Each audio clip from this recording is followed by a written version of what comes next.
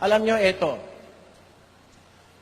Kung hindi pa nagpaparusa ang Diyos, at kung hindi pa siya nagbubuhos ng kanyang galit, alam nyo, ang ibig sabihin yan, pagliligtas eh. Basahin natin, no? Nang unang panahon, unang Pedro 3, na ng unang panahon ay mga suwail na ang pagpapahinuhod ng Diyos ay nanatili noong mga araw ni Noe, samantalang inihahanda ang daong. Alam nyo ba yon mga kapatid? Nung panahon ni Noe, alam nyo kung gaano kalaki yung daong ni Noe? Napakalaking daong, napakatibay. Ang gumawa isang pamilya. Pero bago gawin ni Noe yung daong, ang sabi ng Diyos kay Noe, Noe, ang wakas ng lahat ng tao ay dumating na sa harap ko. Maghanda ka ng isang daong. Ako'y magpapasapit ng baha sa buong lupa at mamamatay ang lahat ng may hinga ng buhay. Yan ang sabi ng Diyos kay Noe. Ngayon, nag-umpisa na si Noe na maghanda ng daong, mga kapatid. Alam nyo nangyari, nung inihanda ni Noe yung daong, ang sabi ni San Pedro, nagpapahinuhod ang Diyos. Alam nyo ba yung kahulugan ng salitang nagpapahinuhod, mga kapatid? Long suffering. Ibig sabihin, nagtitiis siya.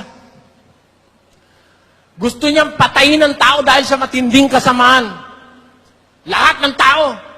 Puwera lang yung mga pamilya ni Noe. Pero, 100 taon siya naghintay. Tiis siya ng tiis. Ang sasama na ng tao. Nag-asawa na sa mga anghel. Nag-apira na ang mga tao. Kain ng kain, inom ng inom.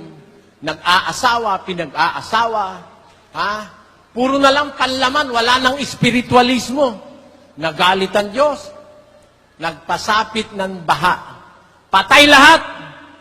Pero bago dumating yung baha, hinintay ng Diyos matapos yung daong. 100 taong ginagawa ni Noe. Nangangaral si Noe, magsisi na kayo pag natapos tong daong. Babaha na, mamamatay lahat ng tao. Sabi ng mga tao, sino maniwala sa'yo? Gagawa ka ng daong sa gitna ng gubat. Eh kung ikaw nga naman, ang isip mo'y wala sa katwiran, ba't nga naman gagawa ng daong sa gitna ng gubat? Eh, ang daong ginagawa sa dagat, diba? Kasi mahirap ilipat yung daong sa gubat, papunta sa dagat. Paano mo ililipat yon? Eh, hindi naman ililipat ni Noe. Dahil, babaha aapaw ang lahat ng tubig sa pinakamataas na bundok. Ayaw sila ngayong maniwala. Ha? Napagkamalampas si Noeng luko-luko eh. Biro mo, gumagawa ng daong sa gitna ng gubat. Eh, ikaw ba naman si Noe? Hahakutin mo pa ba naman yung kahoy kay lalaki? Dadalhin mo pa sa pantalan? O dun sa seashore? Eh, total, aabutin din ng baha yung gubat eh. Doon ka na gumawa, mas matipid pa sa trabaho.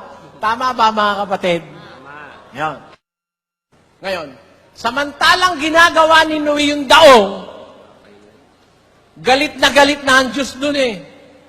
Pero nag-iano siya, nagtitimpi ang Diyos. Nagtitimpi. Dahil, pagka ibinukso niya yung galit niya, babahan eh.